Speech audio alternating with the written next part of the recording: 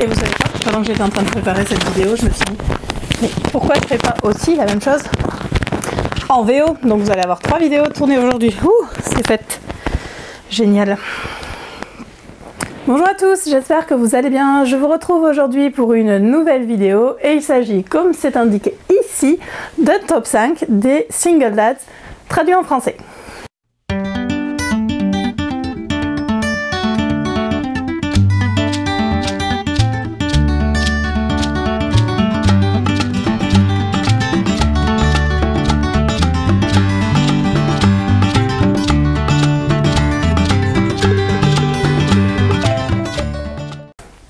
Pour ceux qui suivent mon blog ou la page Facebook, vous savez déjà que les single dads, c'est une intrigue, un thème, voilà, je sais jamais le mot en français, que j'aime énormément. C'est un de mes thèmes préférés en MM, j'adore. Alors single dad, single uncle, single big brother, tout ce que tu veux, bref, à partir du moment où il y a un mec tout seul avec des enfants, j'adore ça. On m'a posé la question récemment d'en conseiller quelques-uns.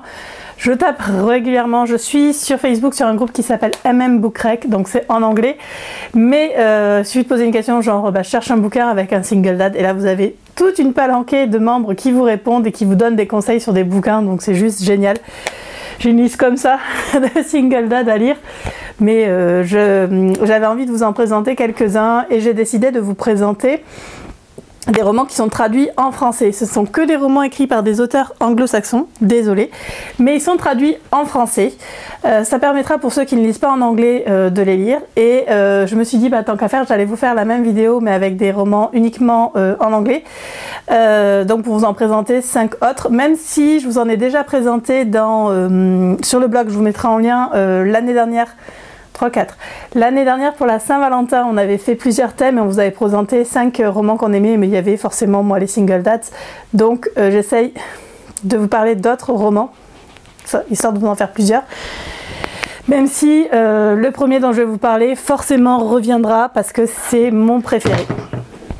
Donc le premier dont je vais vous parler, il s'agit de Faith and Fidelity de Terry Michaels. Il est sorti en français sous le titre de Nouveau départ chez Milady. Alors, la série comporte 6 tomes en anglais et Rainbow a racheté les droits, donc le tome 2 devrait sortir ou est sorti, je sais pas trop, mais le tome 2, sachant que je ne l'ai pas lu parce que c'est pas sur le même couple. Alors après on revient, à partir du tome 3, on revient sur Matt et Evan qu'on rencontre, donc ils sont dans ce tome là, même s'il y a un petit peu de James et je sais même pas comment il s'appelle, Dylan je crois, je sais plus, son mec. Bref, c'est l'histoire de Evan Serelli qui vient de perdre sa femme et qui a 4 enfants et qui va rencontrer, je crois que c'est 1 an après la mort de sa femme, va rencontrer Matt Haight qui lui est un ancien flic qui s'est fait virer parce qu'il a eu le malheur de témoigner contre un de ses collègues véreux. Bref, ça n'a pas plu, et qui est maintenant agent de sécurité. Voilà, il travaille pour une boîte de sécurité. Et ils vont se rencontrer, ils sont tous les deux hétéros bien entendu, et ils vont se rapprocher. Et il va s'en suivre la plus belle histoire d'amour qu'il existe au monde. Et donc Evan est un père célibataire, veuf du coup. Et c'est the roman avec un single dad qu'il faut lire si vous ne l'avez pas lu. Et heureusement que la suite de la série va être traduite chez Rainbow parce que ils sont tout simplement géniaux et c'est vraiment dommage que vous n'ayez pas la chance de découvrir les autres tomes de cette série, mais au moins celui-là vous pouvez déjà le lire, il est juste génial. Alors, je regarde sur mon cahier ce que j'ai marqué parce que j'en ai que 4 ici, puis il y en a un que j'ai pas.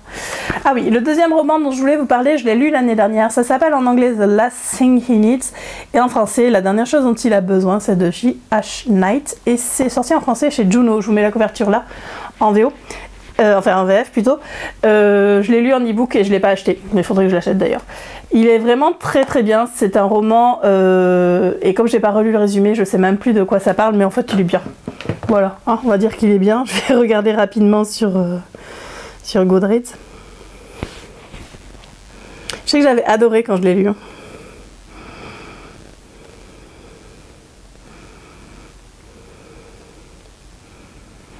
Alors, The Last Thing You Need. Ça serait bien que je le trouve en français. Hein, parce que comme ça, j'aurais pu vous lire le résumé. Alors c'est... Ah oui, c'est l'histoire de Tommy qui... En fait, ça je me rappelle. Donc Tommy, il élève tout seul ses 7 frères et sœurs. Ça c'est énorme. Et il fait comme il peut en fait. Et il y a un flic qui s'appelle Bobby qui va te prendre d'affection pour cette famille en fait et qui va essayer de les aider. Et Tommy et Bobby vont se rapprocher. Ouais, les prénoms sont pourris, je sais. Tommy et Bobby. Mais c'était vraiment super touchant. Et bon, il y a 7 frères et sœurs, quoi. Donc, du coup, là, il y en a des enfants. Et j'avais énormément aimé ce roman. Donc, je vous conseille fortement de le lire parce qu'il est vraiment très, très chouette. Et d'ailleurs, ça me donne envie de le relire. Bon, bref, il est top. Donc, voilà. The Last Thing He Needs. La seule chose, la dernière chose dont il a besoin à lire. Vraiment sans hésiter.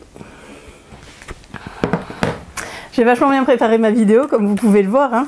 Donc... Le troisième livre dont je veux vous parler, il s'agit de Retribution, qui s'est traduit Châtiment en français, chez Juno. Du coup, c'est le tome 3 de The Protectors de Sloane Kennedy. C'est l'histoire de Tate et j'allais dire Logan, mais pas du tout, et Hawk. Tate, en fait, élève seul son fils qui doit avoir... je sais plus quel âge il a...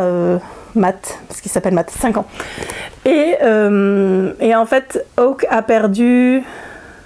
Je sais plus qui est mort. Et c'est Tate qui est responsable de la mort du proche de Hawk. Enfin, c'est ce qu'il croit, parce que bien entendu, c'était pas le cas. Et il va tomber sous le charme de Tate et de Matt, parce que Matt est un gamin vraiment adorable. Et c'est super attachant. Enfin voilà, Sloane Kennedy sait très bien gérer les enfants. À chaque fois qu'il y a des enfants dans ses romans, c'est super mignon. Je vous mettrai ici la couverture en français. Et celui-là est particulièrement attachant, j'avais vraiment beaucoup aimé et je l'ai lu quand il est sorti, hein, donc il y a des années.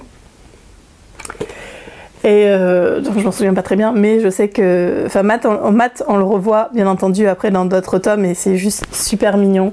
C'est super attachant, donc voilà, celui-là il est particulièrement mignon si vous aimez les enfants. Je ne peux pas vous parler de Single Dad sans vous parler de L'ours, la loutre et le moustique, toute la série de TJ Klune. Donc, alors celui-là, j'étais un peu partagée à l'idée de vous en parler parce que en français, vous le trouvez plus. C'était chez Dream Spinner et TJ Klune.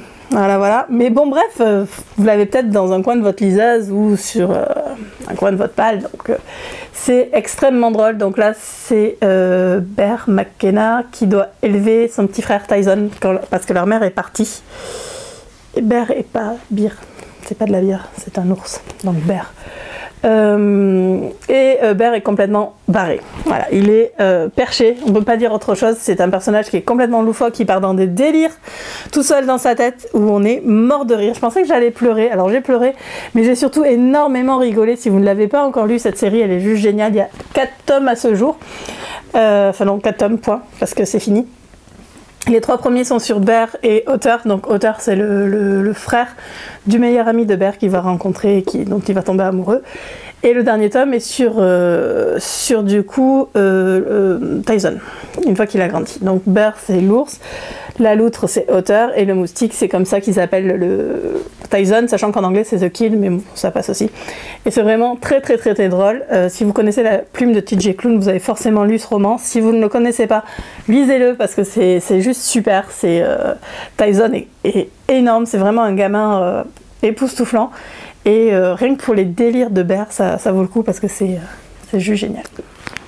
Le dernier roman dont je veux vous parler, il s'agit de Fairfield, Ohio, de Mia Topic, donc chez Milady, dans l'ancienne collection Slash, que j'avais énormément aimé. C'est Jamie qui s'occupe de ses frères et sœurs et qui va rencontrer Logan. Ouais, Jamie et Logan, qui est avocat. Alors, c'est mignon. Voilà, c'est une tranche de vie. J'ai beaucoup aimé quand je l'ai lu parce qu'il n'y a pas de drame, c'est vraiment très beau, très simple. La plume de l'auteur est super sympa. Les personnages sont très très attachants et voilà, il n'y a pas de faux drame. Voilà, ils en ont suffisamment chié comme ça. Et j'ai beaucoup aimé ce roman-là. Donc il est en français. C'est vraiment, voilà, c'est vraiment un très très bon single dad aussi, même si au final c'est encore un frère. Et je me rends compte que c'est majoritairement des frères qu'on a, mais... ça marche aussi. Voilà pour les 5 single dads traduits en français dont je voulais vous parler. J'espère que ça vous a plu, que ça vous a donné envie de découvrir certains titres. Si vous en avez déjà lu, n'hésitez pas à me laisser des commentaires en barre d'infos. Si vous en avez d'autres aussi auxquels je n'ai pas pensé, notamment d'auteurs français, n'hésitez pas aussi à me les laisser en barre d'infos. Vous aurez d'ici quelques jours la suite, donc c'est-à-dire la même chose mais avec des romans uniquement en VO. Je vous souhaite à tous et à toutes une très très bonne journée et je vous dis à très bientôt pour une nouvelle vidéo. Salut!